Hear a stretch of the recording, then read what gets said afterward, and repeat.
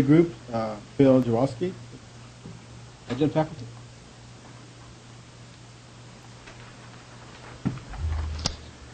Good evening, President Lum, members of the governing board, Chancellor Glasper, members of CEC, and distinguished guests.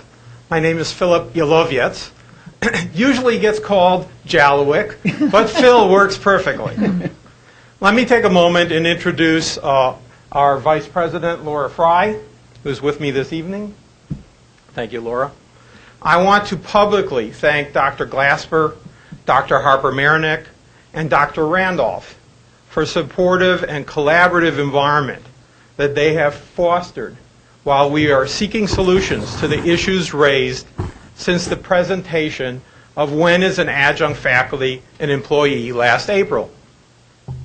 We look forward to having a similar relationship with our new Vice Chancellor of Human Resources, Ms. Nikki Jackson. Welcome. Thank you.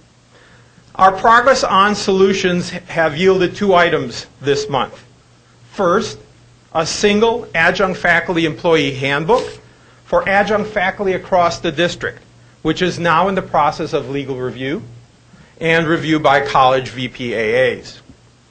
Second, there's been a collaborative recommendation by both the residential faculty leadership and adjunct faculty leadership to effectively train supervising faculty, to increase effectiveness with adjunct faculty, and better utilize the nearly $1.1 million spent in related compensation for supervision.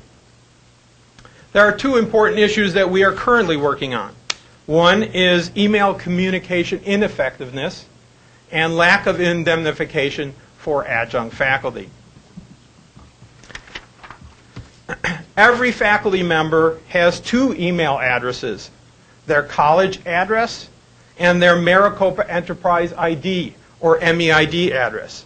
And for adjunct faculty working at certain campuses, it may actually be 3 or 4.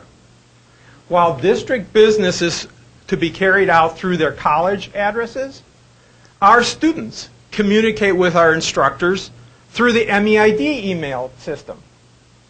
In a pilot program to test email effectiveness and responsiveness carried out in cooperation with leadership at Paradise Valley Community College, only 50% of 560 adjunct faculty responded to at least one of these email addresses, and only 24% responded to both. While this may be held as proof that adjunct faculty are just not responsive, 29% of those who actually did respond did not even know that they had an MEID address and that students were sending them emails there. We tend to believe that this measured performance is due to lack of education, training, and the challenge of dealing with multiple, in some cases, antiquated email systems.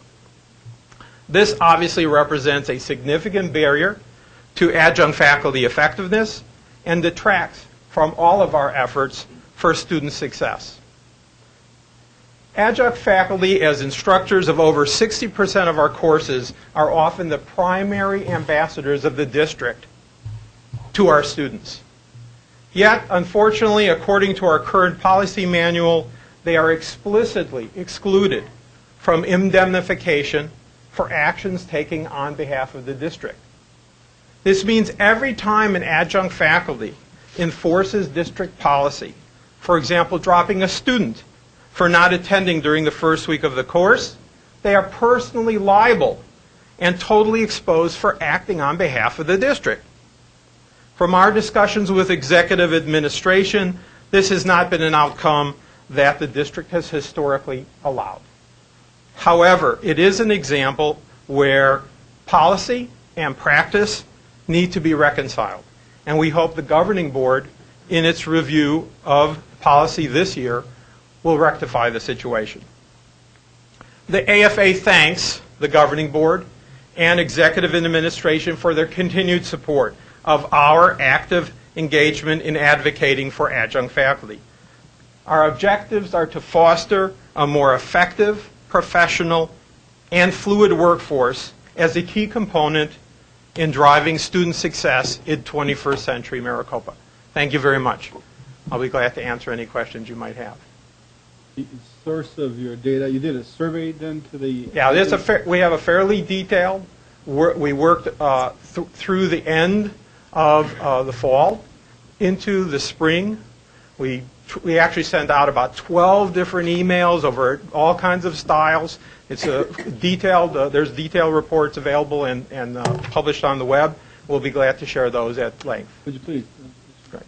And there's actually links in our electronic report. And you have recommendations? And there are recommendations in there.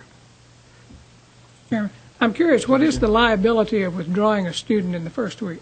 Well, for example, if you decide, if I as an adjunct faculty drop an individual who's on financial aid, and it turns out their whole financial lifestyle was driven over what their funds were coming into them, but they didn't show up to class, but they're required to have 12 or 15 hours of coursework, literally their whole life falls apart.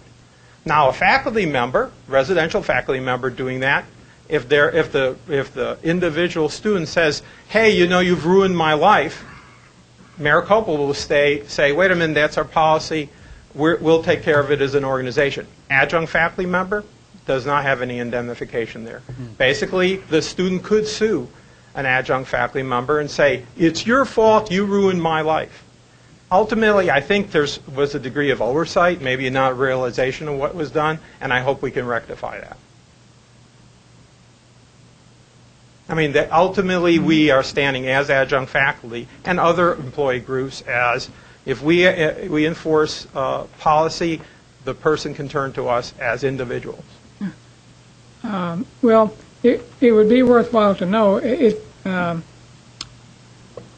whether we have a policy for full-time and a policy for part-time. I was not aware of that. Yeah, I refer you to the All-Employee Manual, Section B. Okay. Thank you. Good report. Very good. Thank you very much.